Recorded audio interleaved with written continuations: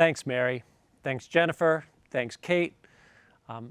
So nice to spotlight some of what we do. And I wanted to, before the next panel discussion, to talk a little bit about this. You may have noticed that I'm holding an award. At AvaSure,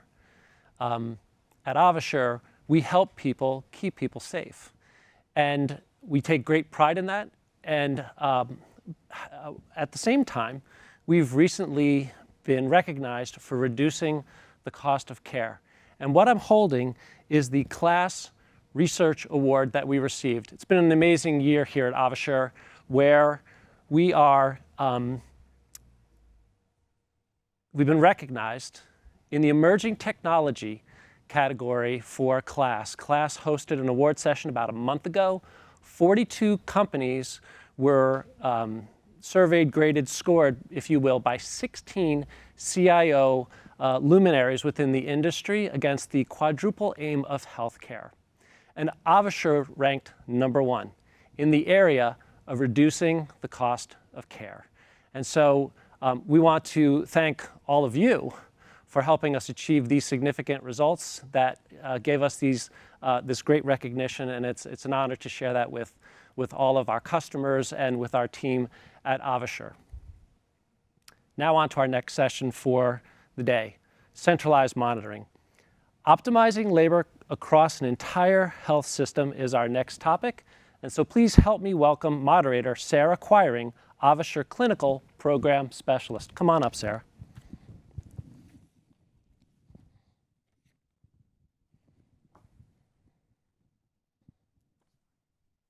All right.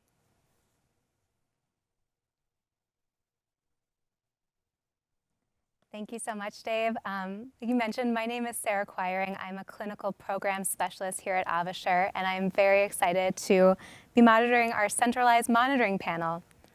So to get things started, I would love to have our panelists introduce themselves. So Mark, can we start with you? Tell me a little bit about your role and your Hub and Spoke program. Sure. Yeah, my name is Mark Quirin. I'm the regional manager for virtual monitoring at Hub 1 for Trinity Health. We're located at the Loyola University Health Center, our system in the Chicago area. We opened in August of 2020. We've got the capacity to monitor up to 240 cameras across the Trinity system. And we've got a mix of hospitals that are new to virtual monitoring and some that previously had their own centralized hub in their facility. Thank you so much, Mark. Katherine, can you tell us a little bit about your role and your Hub and Spoke program? Sure. My name's Katherine Mitchell. I'm the nurse manager of the Central Monitoring Unit and Video Monitoring Unit at Baptist Medical Center as a part of Baptist Health System in Jacksonville, Florida. We currently have 120 cameras for use throughout the system, including a couple of freestanding emergency departments. And we also began one of our facilities in August of 2020 due to the COVID pandemic.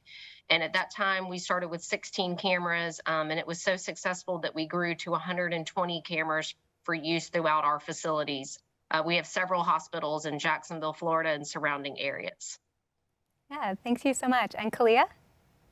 Hi, yes, I'm one of the assistant nurse managers for our care department at Cox Health in Springfield, Missouri, and we manage our telesitter program here. We currently only have 30 cameras, but we are looking to expand that because our program has been so successful. We currently monitor patients on our telesitter program at up to 5 different locations right now. Great. Well, thank you all so much for being here. It's great to talk with you. So Katherine, to start things off, can you tell me a little bit about the implementation process for your Hub and Spoke system? How did you go about getting the initial buy-in, and who are the stakeholders that you needed to engage with? Sure. So thankfully, we had an administrator at one of our hospitals, Baptist South, that was really passionate about this program. And how it came about for us is that she was rounding on a COVID floor in August of 2020, or the spring of 2020, and noticed a sitter in her N95 and full gear, mask and everything, gloves, gown, in a room. And she noticed that patient throughout the shift. So she had an idea to begin a program that developed telesitting, because we did not have that here at Baptist. And so she looked into it and researched it and got the administrators for our health system involved. She got parties from every one of our campuses. We currently have cameras at 6 different facilities with, we're sending cameras to another facility in about 2 weeks. So she got together with executive leadership and our financial department, nursing leaders, case management leaders, social work, all sorts of different parties involved. And she created this initiative to buy the 16 cameras and buy the technology. And then that program grew in about the next year to include nurses and staff at various hospitals throughout our system, to where we now are off-site in a centralized location, watching, monitoring the cameras. So this was an effort by Elizabeth Gunn, one of the administrators. She's a nurse. She's one of our nursing directors, executive leadership, and it was a program. Really, she initiated the program with AvaSure's assistance with multiple people throughout the facility. There have probably been about 100 different team members involved in the implementation of AvaSure at our facilities. Wow, that's a lot of people to get this up and running. And Mark, I know that you were there at really the start of Trinity's Hub and Spoke program. So can you speak a little bit about that for you as well? Yeah, I was kind of brought in about 2 weeks before our first go live. So a lot of the pre-work was already kind of done and considerations made, but I know a lot of the things that we really looked at. One of the things was the location of the hub. I mean, we're watching all 4 time zones. So where do you want to sit this hub? And one of the considerations we had was, is there going to be a workforce available to us as we go through the hiring process? And so that's why we ended up in the Chicago area, a lot of with the population of people in the area we're in. Other things are obviously some of the data that's out there on the cost of sitters, the FTEs of sitters spent at each hospital, along with their falls rates and falls with injury. So I think those are some three key pieces of data. And then you kind of go into, how many cameras per hospital. And we looked at, the size of the hospital, their fall rates and their sitter costs, and kind of came up with some calculations on what we think they should have as we went live. Yeah, I'm so glad you brought up finances. Can you talk a little bit about how you do the finances and budgeting for a hub and spoke? Yeah, so the way we do it here at Trinity is each spoke that has cameras, they pay for a certain percentage of their cameras, 60%. So those finances are what support our mission. They support my staff, any upgrades, whatever it might be. So it's kind of if you will say, like a flat budget for us in regards to income, because every hospital is paying for that number of cameras regardless of how many they use. And so my goal then is to make sure that our FTEs are at a level to make sure we're managing that need. If all of our hospitals can get to 60%, or we're showing that above 60 is where we need to be, maybe creep up to 70 or 80%, the finances are going to change for every hospital. But at that point, we're able to show the value of the camera, and so it's got a worthwhile increase in their charge. Yeah, thank you. Kahlia or Katherine, anything to add for how that works in your organization? We do something very similar to Mark, where that hospital, that outlying hospital, has their cameras, they're allotted to them, and then that's what they're budgeted for. When we first initiated the program, the first year we initiated it was in November of 2017. I was not part of the program at that time. So Tabby, I have her here with me because she was helping with part of that when we initiated it. But our first year, we saved $1.3 million because we were able to reduce 30 FTEs of sitter needs. In a lot of those outlying hospitals, they don't have as much of a sitter reserve to pull those employees to watch those rooms when there's not cameras available to do that. So it's worked really well for us on our end in both budget and getting buy-in from staff, because they know that they're going to have their staff that can remain on the floor to take care of their patients instead of getting pulled to sit in these rooms and watch these patients. Wow, that's amazing. I do have a follow-up question for you, actually. When you're looking at tracking like your sitter rates and your fall rates across different organizations, you may use different systems or different metrics. Did you struggle to align those metrics you could track your progress, or how did that process work for you? We use the same systems for all of our locations. We're all on the same fall regulations and things like that. So they are all tracked the same. That is not something that I was part of originally, so I can't speak to how that occurred at that time, but I know we have currently, we look at our ORNA data.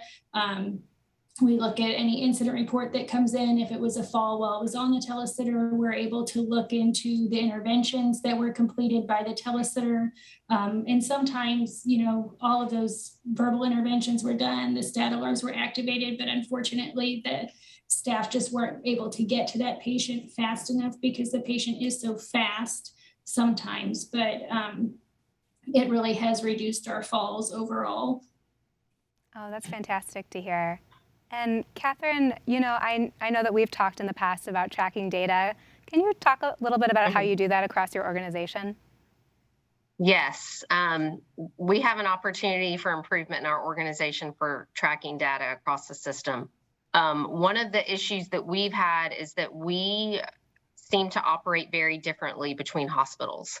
So Baptist Nassau might operate differently than Baptist Beaches or Baptist South. So we are still working through our process of tracking data, but I sit on a number of committees to assist with the data collection. One of our risk managers is a data analyst, and what we use to normally track our falls, which is one of the most important patient populations or reasons that we use AvaSures for falls, as I'm sure you all can agree. We have a system falls committee that I sit on that we use our STARS reporting system, our incident reporting system, to track falls and falls with injury. And so we are closely every month looking at our falls. We just rolled out our program system-wide in January, and that's when I took this position. So I'm relatively new, but we are now looking at our data from January through October of 2021 of falls and falls with injury versus our January through October data of 22 to make sure that we've seen a reduction in falls. So we are constantly looking at our core measures and our data points to make sure, through our incident reporting, to make sure that we are reducing the risk of reducing falls while also reducing the use of sitters. We did not have a great tracking system for sitters for our system before AvaSure, so we are still working through figuring out how to track sitters. We have some opportunities for our tracking methods. Yeah, thank you so much for sharing. Now, one of the really important parts of a hub and spoke is sharing data across your organization. Mark, can you talk a little bit about how you share data, and then how do you get buy-in for change from that data? Sure, yeah. One of the things we do is we have a hub spoke meeting once a month. That's where I really present some of the ORNA data as a hub itself, but then I also break down by hospital what their data is going to be as well. Send that out to them. So I know that's one of the challenges is getting the data. So instead of having them look it up, I will send it to them so it's at their fingertips as best I can. And that's where you can really kind of look at things like what's our stat alarm response time, what's our utilization, all those kind of things that make the system effective. I think I have some of the same challenges that other people do as well in regards to collecting the data that we don't automatically get, like falls rates from 22 different hospitals, just to kind of tabulate it all together is one of the challenges we continue to work through. But we talk about that at that hub spoke meeting as well. From there, we can determine what processes are working, what processes aren't working. Not only do we use ORNA, we also use the dashboard that's available and really break down some things that we can look at our side as the hub. Because I think a lot of the ORNA data is kind of the accountability on the hospitals and how are we doing for them. But it's also when I look at the dashboard and break down some of the information there, I can kind of look at my own staff and say, how are we doing our job well? And I want to make sure that the other hospitals understand that I am holding my staff accountable, and these are the challenges that we work on as well. Yeah, can you talk, I heard you mention holding your staff accountable. How do you communicate some of the challenges, between nurse perception and what actually happens at the monitor station? How do you kind of build buy-in for the program while also, there's things that come up? How do you address that? Right. Yeah. A lot of the challenges, a lot of the staff we hire are entry level. So just trying to help them understand healthcare in general. I'm the only nurse in the department, so I come from at least a little bit of experience of what it's like to be on the floor. So I try to kind of give them some perspective of what it's like on the other side. I heard in an earlier panel today about how they send their DMAs over to the main hospital to kind of get that perspective and vice versa. I love that idea. I think I want to try to capitalize on that a little bit more than we do. Just to help with that buy-in, because I think that's the biggest challenge is the perspective that each side has, the hospital's perspective of what they think we do and vice versa. So kind of bridging that gap is kind of a goal that I think we want to kind of move towards. Yeah, and Kahlia and Katherine, I see you nodding along. Kahlia, can you talk about that process for you as well? So it's been very much continual education between both groups. We have the telesitters that do verbal intervention. They'll call the nurses station sometimes if they need to talk with the nurse or to tell the nurse that this patient looks like they may be wanting to get up soon, but they're not necessarily to that point where they need to do a stat alarm. But we've had some issues in the past where they weren't utilizing like the verbal intervention part of it. And so, when we run those reports to track their interventions and if they're intervening appropriately, we don't have any data to support that if they're not utilizing those verbal interventions and their stat alarms. So we've had to talk a lot about, even if you're just calling the desk, you need to verbally intervene into the room and say, I'll call and get your nurse. So we've had to work on that quite a bit just on our own staff's accountability and how they intervene with their patients. But then we also have had the nursing side that, they may come in the room and wave at the camera and think that the monitor tech can see them just because the camera's in the room. So we've had to kind of work on that belief that just because they're not saying something back to you or they're not responding to you when you're talking to them, that they're always seeing you. So we've had to do so much education about, they're watching up to 10 patients at a time. If they're not clicked on that room, they can't hear you. If they're zoomed in on a certain area of the patient that they are monitoring, they are not going to be able to see you in front of the camera. So we've offered to bring some people into the telesitter room and just kind of observe what they see. So they're able to help bring that back to their units as well. And help educate the rest of their floors when issues like this come up as well. It is something that we've struggled with more recently. Now that we've kind of gotten a little bit out of COVID, we're kind of going back to a new state of normalcy. So we have struggled with it a little bit more. So it's something that as a department, we're also working on with our unit-based council as a project house-wide to help provide more education to the rest of the organization on what the monitor tech can see, can't see, what challenges they have, and then to also bridge the gaps of what challenges nursing is having with these telemonitors as well. So it is something that is a continual work in process, I feel like. Yeah, and Katherine, how about for you? Yeah, I would echo both of your suggestions and concerns and ideas. We are located about a mile from our nearest hospital. So we are in a business building that is owned by our health system. And one thing that I'm really passionate about is keeping the safety monitor techs. That's what we call them here, safety monitor technicians. Ours is known as the VMU, Video Monitoring Unit. I'm really passionate about keeping them connected to patients and keeping them connected to family members and team members in the hospital, because already we've been here since January. Already there's some feelings of disconnect, like where do I fit in? I'm not a part of the hospital staff anymore. I don't work for one hospital. I work for the health system, and our health system is huge. I think we have about probably not as big as yours, Mark, but we have about 15,000 team members with our health system. We're the biggest health system in Northeast Florida. So I'm constantly trying to keep them connected. One thing that I've loved doing is I try to have a nurse manager or an A&M round through my department every week from one of our outside facilities, one of our spokes. And that has been great in building relationship, because as I tell the techs a lot, like if you have a relationship with the team member on the other side of the camera, at the facility, they're going to be a lot more likely to pick up the phone and call when there's an issue rather than, fire off an email or tell on someone. So I'm always about trying to build face-to-face relationship with the aid of technology, of course, because that's what we're here doing. We're monitoring patients through the use of technology. But I too, I go present at all of the nursing orientations at our different facilities, our different spokes, so I can stay connected to the bedside staff myself. And then I try to go meet with someone in a facility, one of our spokes, at least once a week. So I'm trying to maintain face-to-face contact with them, talk to them in person about AvaSure. I round with the hospital staff and make sure that they don't have any questions about AvaSure, see if they have any concerns, anything that they feel like we can do better on our end in the VMU. So it's a constant effort in maintaining that face-to-face contact with the hospital staff. I don't ever want to lose sight of that. And that we've been quick to lose sight of it here off-site. So that's been an important part of our program and the success of our program. Yeah, so it sounds like a little bit of education and a marketing piece for you as well. So I do have a question about how you hire, train, and in this day and age, retain your monitor staff.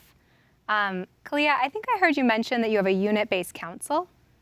Yes. Could you talk a little bit about that?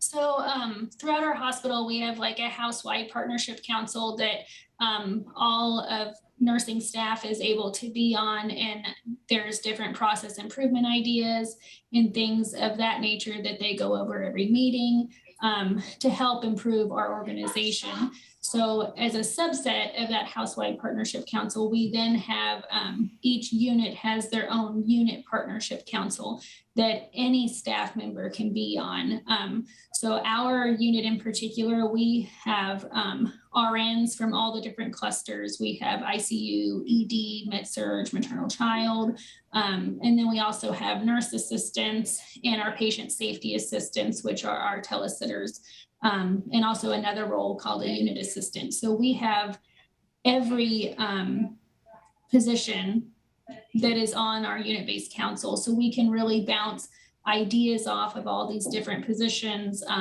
and try to make process improvements that, maybe one position sees that this, is an issue that we need to work on resolving, as another position may not have realized that that was an area that we needed to make improvements in. So we're able to work on these initiatives in unit-based council and then put them into a bigger project that we can bring to house-wide and see if it's an actual change that we can make within our organization. Yeah, thank you so much. And could you talk a little bit about your hiring process for your monitor staff? What are like qualifications that you look for? So we actually, we have our patient safety assistant position, which is our sitter position, and they sit in rooms with our patients. And so we actually hire everybody as a patient safety assistant first, and then we train them for approximately 30 days, look at their performance, see how they're doing, see if they're interested in the telemonitoring role. And if they are interested in that, then we do an additional training in that room to see how they perform in that role as well. We used to wait till they were out of their 90-day probationary period before training them in that monitoring role. And we did find that we were having more problems staffing that monitoring position because, maybe somebody really liked just enjoying sitting in the room and didn't want to take that opportunity to learn the monitor role. So we have moved to a shorter period before we start training them in that, and that has worked much better for us in our program. But we want to make sure that they, have some sort of, technology ability. We do have a lot of patient safety assistants that apply that just are not interested in technology and are very concerned about, watching multiple patients on a camera. And so those people, they choose not to do that, and that's okay. But we want to make sure that it's something that they're capable of, and we're setting them up for success when we start to train them in that role. Yeah, exactly. Mark, can you talk about that process for your organization? Yeah, we've actually had a little bit of a challenge with the hiring retention piece for a variety of reasons. But what we're trying to do for retention is we're really trying to be creative with our scheduling. Right now, all of our people are 12-hour shifts, which, it's a long time to sit in a cubicle. So we're trying to get flexible with what that looks like. We also try to get them as many possible breaks, scheduled and unscheduled, as they can, so they can get a break away from it, so it doesn't feel like it's like, wow, this is a long, 12 hours in front of the camera. So trying to maintain that retention. For the hiring, we identified some process challenges just within our system that we're working through. But we also try to look at what opportunities they have to move forward, right? So if I'm a sitter or a virtual monitor assistant, where do I go from here? So we're offering, some of these people have come in with no healthcare experience at all. They've seen a CNA at work and they say, I want to do that. So we have a CNA program right here at our facility that they can kind of go to. And I've had a few people kind of grow and go into that. So for a hiring perspective, that's a nice opportunity, but for a retention opportunity, it kind of takes away, but it helps support the facility in a different way. So we appreciate those kind of things as well. Our VMAs aren't required to have a CNA certification, but we are working towards trying to find a VMA, a virtual monitoring assistant / CNA job description, so we can share them with the hospital we're attached to. So maybe one day they work as a CNA and the next day they might work over here in virtual monitoring. That's a great tool for somebody who wants that variety. We really honestly expected to get, when we went live, a lot of CNAs that had been doing it a long time and the bodies just couldn't take it anymore. We thought they'd want to come over and do this kind of work because they've got the knowledge, they understand patients and things like that. It just didn't work out the way we thought. So we take a lot of entry-level people and try to grow them from a different side. Thank you. And Katherine, how about for you? Yeah, so our system is set up a little bit different than what you guys are saying about your systems, but we all of our video monitor techs we call them ACPs, associate care providers, CNA, PCT.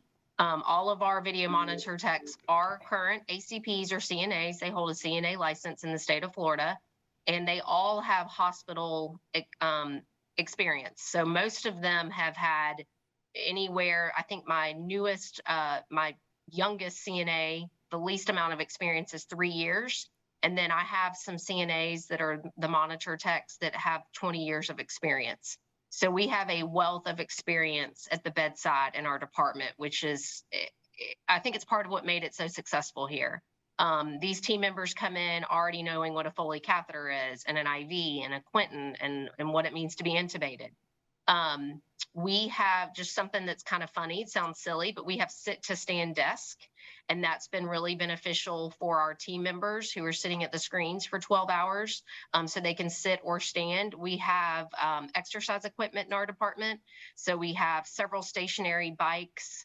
We have an elliptical that they can pull into their station to use an elliptical while they're watching their patients. And we actually have don't hate me, we actually have a waiting list to get into our department. So the staff, I think, see this as a great environment to work in. We are in a wonderful building with great parking. We are not in a hospital facility, so we do Fun Friday, one Friday of the month, where we pick a theme and we have a potluck, and that builds great employee morale. We have had a pajama party in our department. Sounds silly. People love it. We do karaoke. We've had a hot chocolate bar. Because we don't see patients or physicians or other staff members, we are pretty much isolated in our central monitoring unit. We have 120 team members. We average about 32 a shift. So we have some opportunities that the hospital staff don't have, and I think that creates a lot of team morale and a lot of team member satisfaction. So our hiring process is you must have your CNA license, and then you apply, and we give usually about 9 shifts of training before we release a team member to work on their own. So we work 12s. They normally work 3 12s. Of orientation with an experienced monitor tech, and then they are able to take their own assignments after that. Sarah, something else I wanted to mention that's been really successful for our department, I think it's unique, is that we have a lead safety monitor tech that is up. So they are like an up charge nurse. They never have an assignment, ever. They've had an assignment of 1 or 2 patients since January, one time. So we have a great resource that is available for the technicians to relieve them for breaks and help them be a second set of eyes for patient.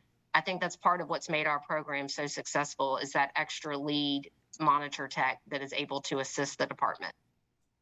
Yeah, thank you so much for sharing, Katherine. Your hub sounds like a lot of fun.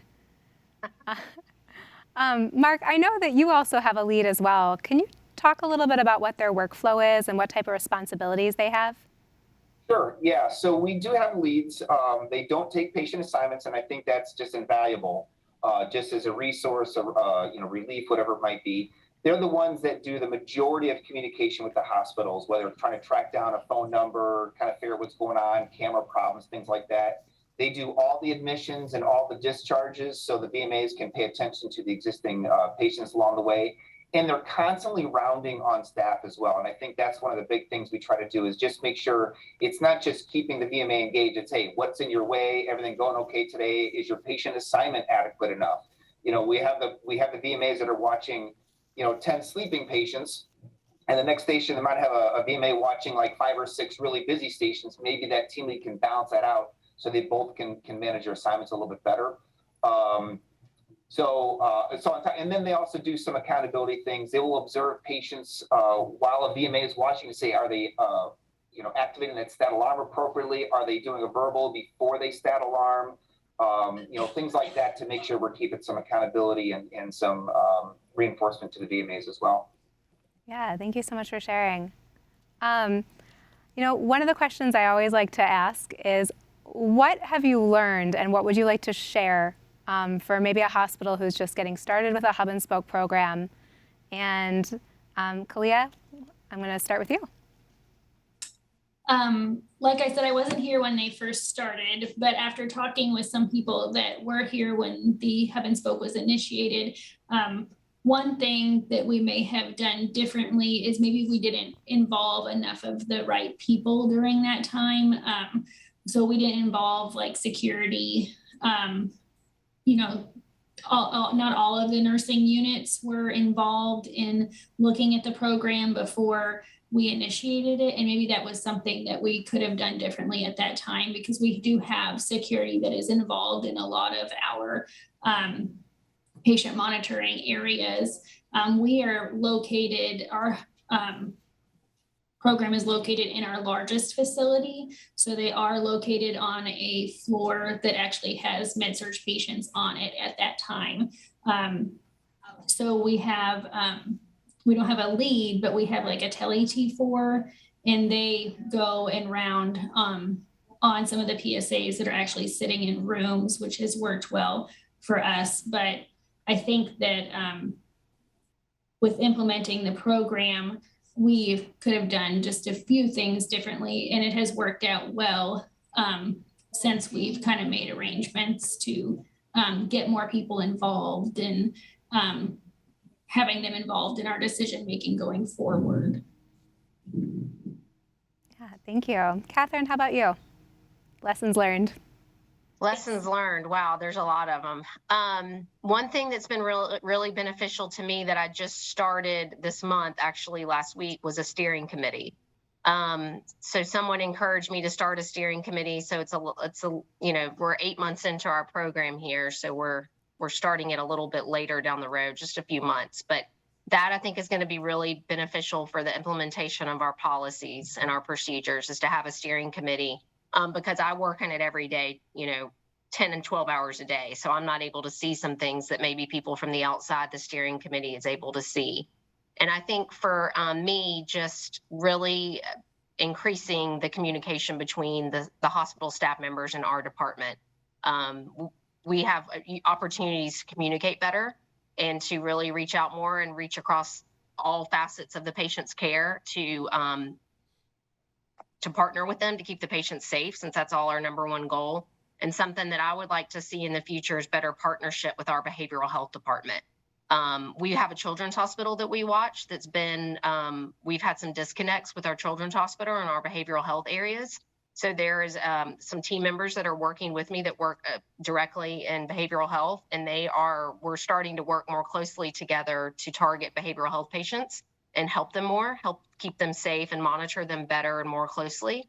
And I think I wish we had started that from the beginning. I wish we had started our partnership with behavioral health from the beginning, because at first I think we were really focused on falls and on keeping patients safe through AvaSure that were fall risk, which is wonderful. That's one huge part of what we do.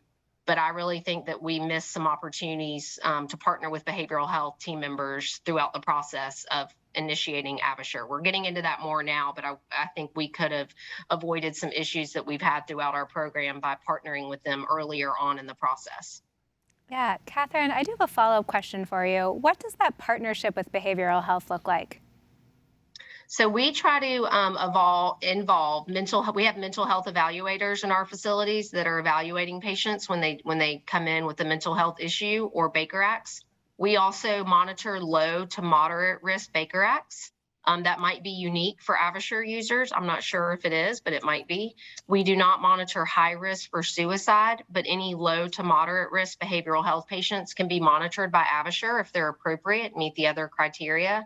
So we partner with the mental health evaluators. Those are mainly in the EDs, the psychiatrists that are seeing patients, and then just the mental health team, caseworkers, and nurses that are part of the behavioral health team.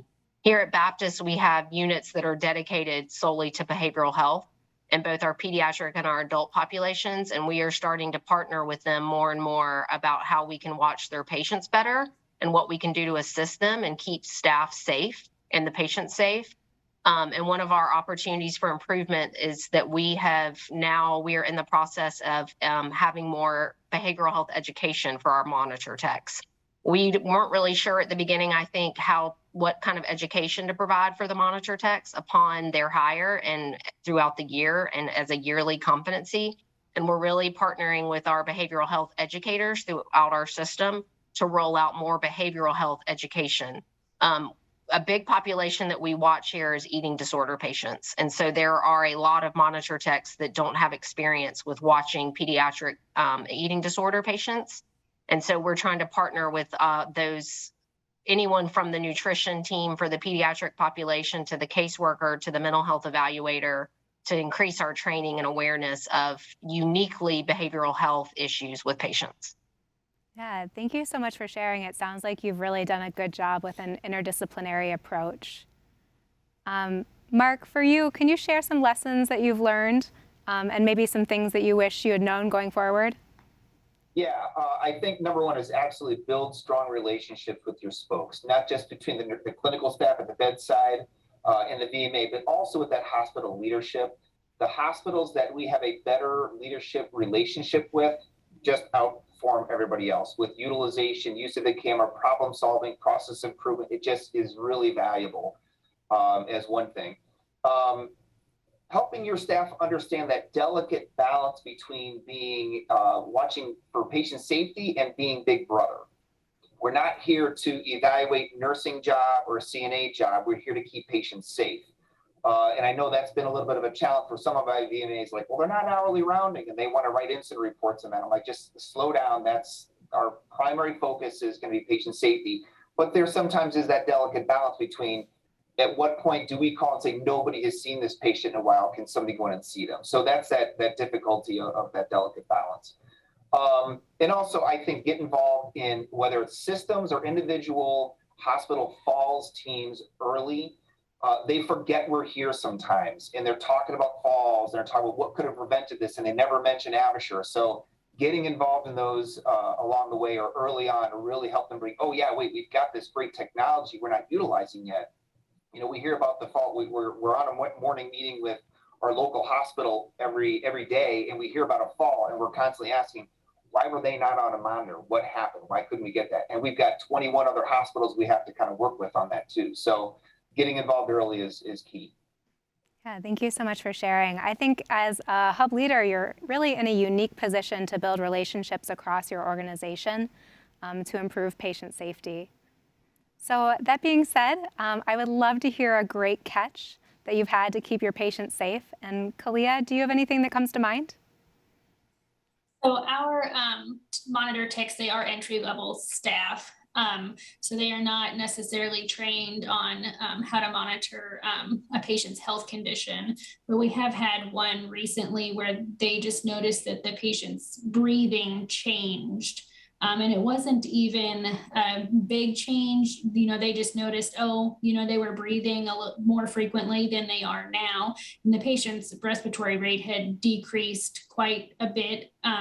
So, their respiratory rate had been in like the low 20s, 20 to 24, and then it decreased to like 10. And so they called and just alerted the staff, and the staff were able to go in there and call a rapid response on the patient. And then it's not something that they're necessarily even trained to necessarily watch for, because they're there for patient safety. They're watching lines, tubes, drains. So it really was a good catch that thankfully this patient was on a monitor to prevent something terrible from happening. Yeah, that's a wonderful story. Katherine, how about for you? We have great catches all the time. One of mine that stands out is we had a patient who brought in drugs. We watch for substance abuse. Some of our patients we watch for substance abuse issues.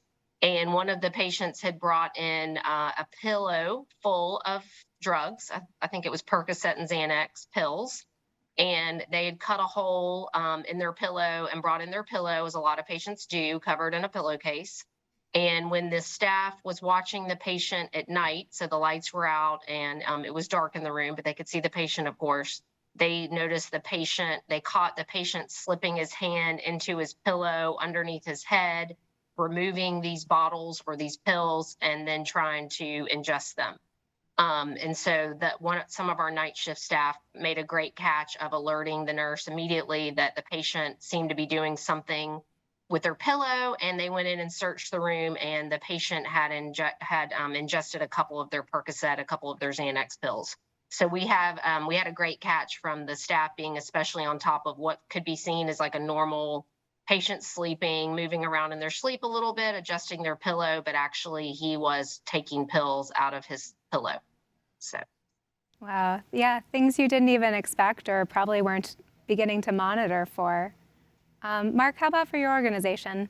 Sure. Yeah, I am still amazed at how many people and visitors sneak in things to their loved ones in the hospital. It just blows my mind how many things we catch and the creativity that they use to do that. But actually, one of my favorite stories is really more about, we had a patient who was super anxious and he was constantly calling the nurses into the room. I need a drink of water. Can you move my pillow? Can you do this? Really anxious in the hospital.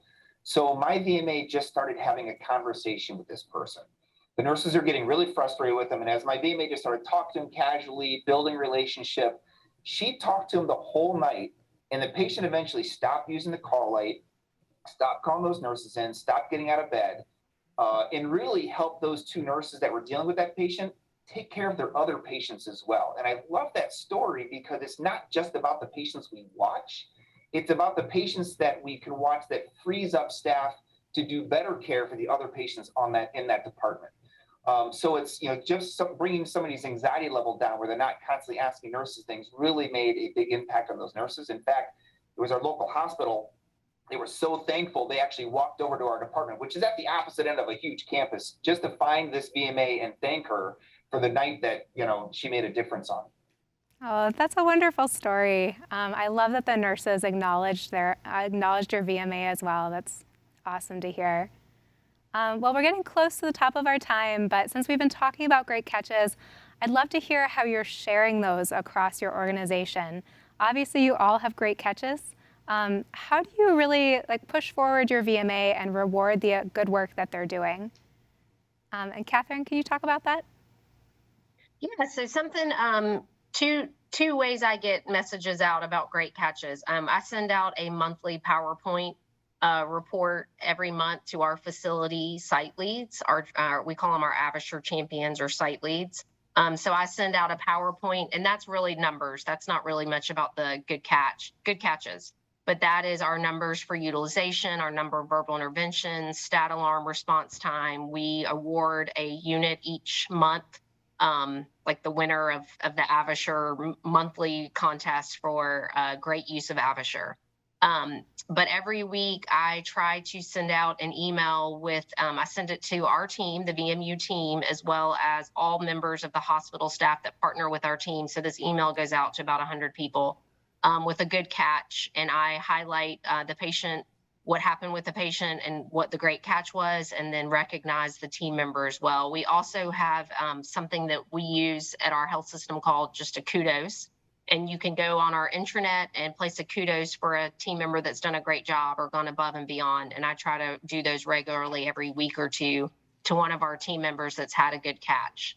So constantly just trying to recognize the team members for the great work they're doing via email, and announcing it in staff meetings and announcing it at orientation. And any chance I get in front of our facilities, I try to recognize at least one staff member in a good catch. Nurses love a good story, so everyone's always all about them. Yes, a story can really, it changes people's mind, which I think is so important. Kahlia, can you talk a little bit about how you reward your staff and share the good work that they're doing?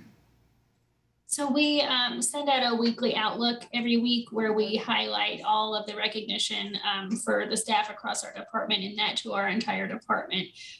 We also make a PowerPoint similar, but we do it in staff meeting every month, and we recognize everybody that's been recognized in staff meeting. We also write a lot of just individualized thank you cards to our staff, just so it is more like personable from their leader as well. And then we work a lot with the managers on the other units. If there's a good catch that's occurred on their unit, they make sure that that is brought up in their staff meetings as well with the telesitter and the floor that it occurred on. We also have a Facebook page that's designated for our staff, and we also post it on there so everybody can see what a great job they've done. Lovely. Well, thank you all so much. We're at the top of our time, but Kahlia, it was lovely meeting you. Katherine and Mark, always great talking with you. Thanks for sharing all this information with us. Take care, everyone. Thank you. Thank you.